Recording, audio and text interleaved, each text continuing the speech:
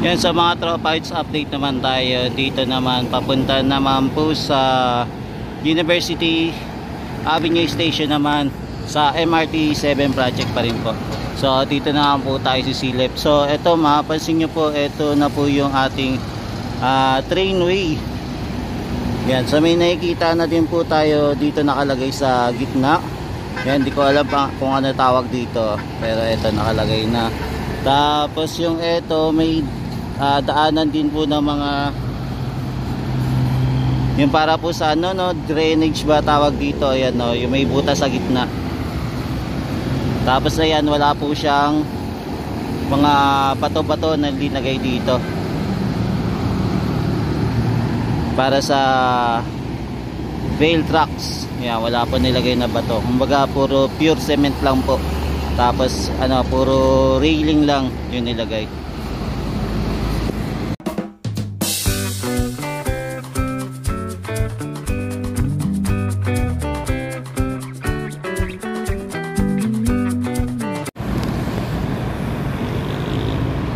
Yan, so ngayon guys ay August 21, 2025. So panibagong update na naman tayo dito sa area.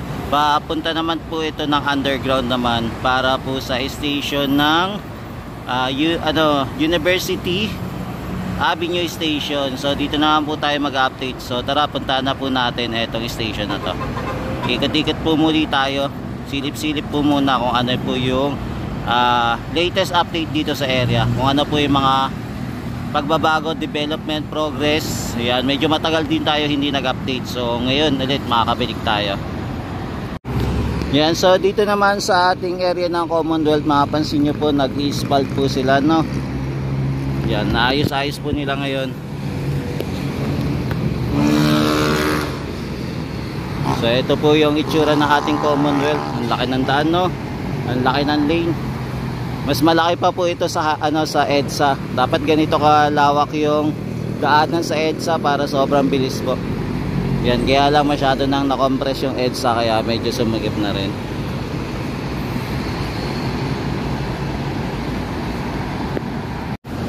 Yan, no, napakalawak, grabe, 'di ba? Ilan linya 'to?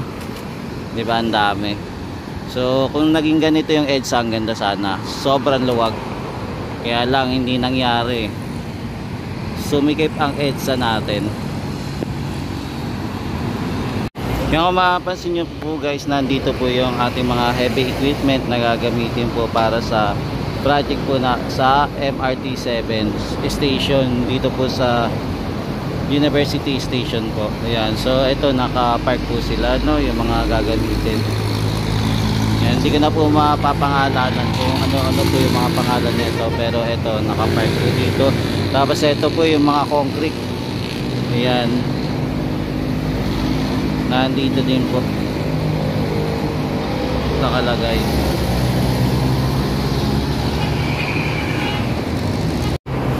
Ayan, maging dito din po, nandito din po yung ibang mga gamit ng ating mga kababayan, na ating mga construction worker. Yan, sorry. Yan, so ito po yung paligid ng ating Commonwealth. Yan, Commonwealth Avenue. So dito muna tayo nag-update.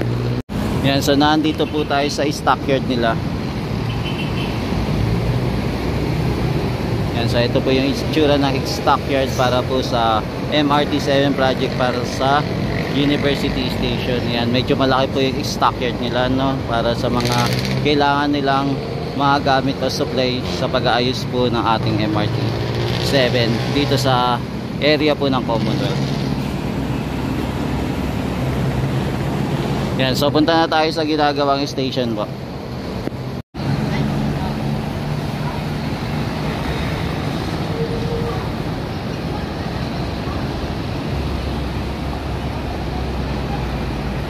Yan, so guys, nandito naman po tayo sa University Station naman. Ayan, so sisilip-silip tayo kung ano ginagawa dito sa University Station, mga tropa kids. Yan, buti na lang po hindi po ngayon umulan. So eto, tuloy-tuloy po yung ating pag-vlog ngayong hapong ito. So nandito pa rin po tayo sa area ng Commonwealth. At eto, So umikot-ikot po muna tayo dito sa station na ginagawa. Kung mapapansin nyo po na lagyan na din po pala ng bubong etong area. So etong station na to mababa lang po kasi ito po station na to is underground station. So ito lang po yung makikita natin, halos second floor lang po yung makikita natin dito sa area. So ito na po yung itsura na ating station, no, na nagkaroon na pala ng bubong dito. Yan, medyo matagal din tayong hindi nakapasyal dito, pero ito na, ayos na rin pala siya.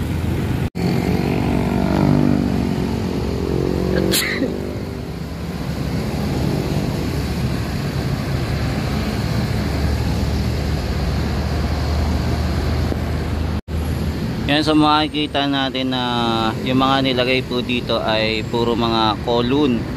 Tapos meron din para sa bubong din po, ayan nilagay.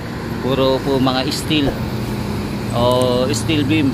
Yan yung mga nilagay o kung ano man tawag dito sa mga bakal na to. Ayan. So ito po yung mga nilagay po dito sa station po ng ating University Station Avenue. Yan, o University Avenue Station po, kung tatawagin. Malapit po dito sa UP naman, University of the Philippines. Yan, so ito po yung itsura ng ating station po.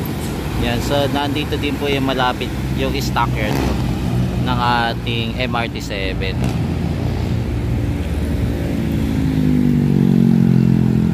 Yan, so ikot-ikot naman po tayo. So sumisilip lang po tayo sa labas ng area po ng ating station. Yan, habang hindi pa tayo nakakapasok, nakakasilip. So ito muna yung sisilipin natin kung ano po yung mga ginagawa. Yan, meron din nakalagay dito sa taas. So ayan, medyo ano ba tawag dyan, mga pan. Yan, kung ano man yan, ito at least nakikita nyo. Yan, tapos dito naman sa kabilang area, puro mga bakal lang naman po yung nakalagay. Hindi katulad dito, meron pong semento. Yan, tapos gumagawa din po pala sila dito ng bakod, no? Yan, naglalagay din pala sila ng bakod dito sa area. Pinapalibutan din po itong ating station. Ayan, gumagawa po sila ng pader. Yan, tapos ito yung ating ating mga bakal-bakal. Yan, hindi pa po siya umaabot sa pinakadulo po. Mayroon pang idadagdag para maglagay pa po ng bubong etong ating station. Yan, so ongoing pa rin po yung construction dito. So hindi ko lang alam kung ilang percent na po itong ginagawa, kasi halos mapapansin natin halos papatapos na din itong project na to, no? Konti na lang din. Yan, baka sa 2026 po baka matapos na rin po itong project na to na ginagawa.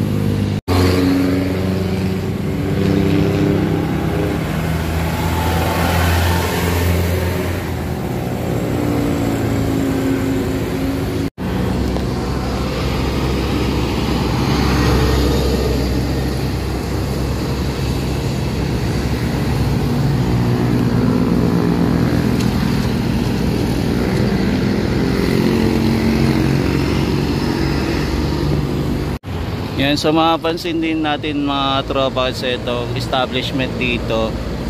Ayan, linagyan natin po ng mga bakod.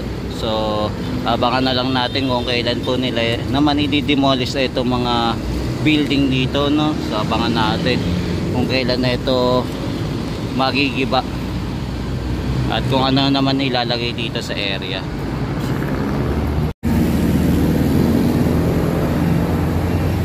Tapos ayan, mapapansin din po tayo na gumagawa po sila dito ng waiting shed para po magkaroon po dito ng terminal at naging dito din po sa kabila. So ayan, hindi pa po tapos, so nag-aantay pa rin po tayo kung kailan po ito matatapos yung project. So medyo matagal din po, no, matapos itong project. Yan, di natin alam kung ano yung nagiging dahilan kung bakit nadidelay na hindi kaya matapos ng ilang buwan lang itong mga project na to.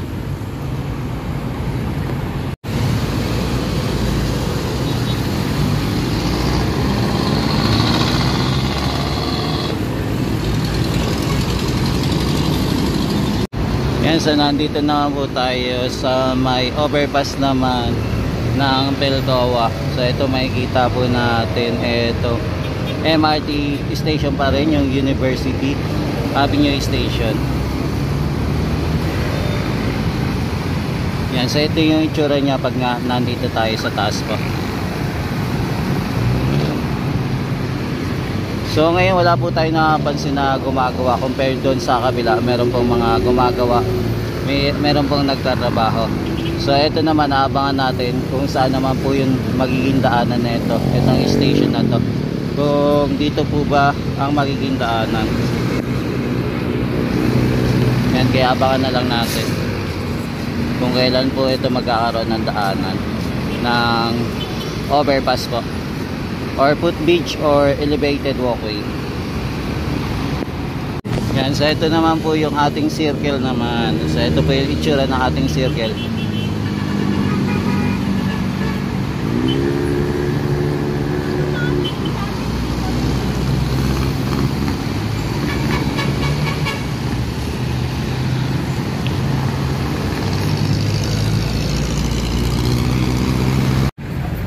Yan, so nandito naman po tayo sa other side naman po ng road ng Commonwealth Avenue. So ito, makikita po natin yung University Avenue Station sa other side naman po. So dito naman tayo sisilip-silip. Yan, medyo mas malapit dito compared doon sa kabila, at mas malinaw natin nakikita.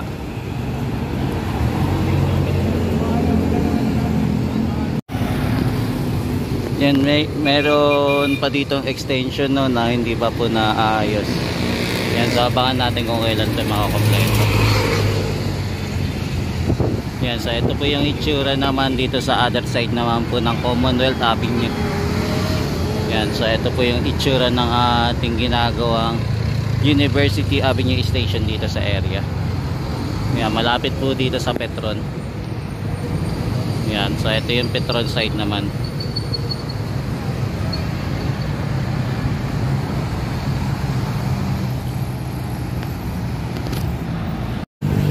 Yan, so guys, ito muna yung latest update natin dito para sa MRT project, para po sa station ng University Avenue Station. So balikan na lang natin na itong station na to kung kailan po matatapos. Yan, for the meantime, ito muna yung update natin. Kahit paano, nalagyan na din po nila ng bubong etong station na to, no, dito sa University Avenue Station. So for the meantime, ito muna yung latest update natin mga Tropa Kids. So balikan na lang natin ito sa mga susunod na araw. So silip-silip na lang tayo muli kung kailan na ito matatapos sa itong project na to. Yan, maraming salamat guys. Hanggang sa muli, mahalin natin ang Pilipinas. Thank you po, and God bless mga tropa.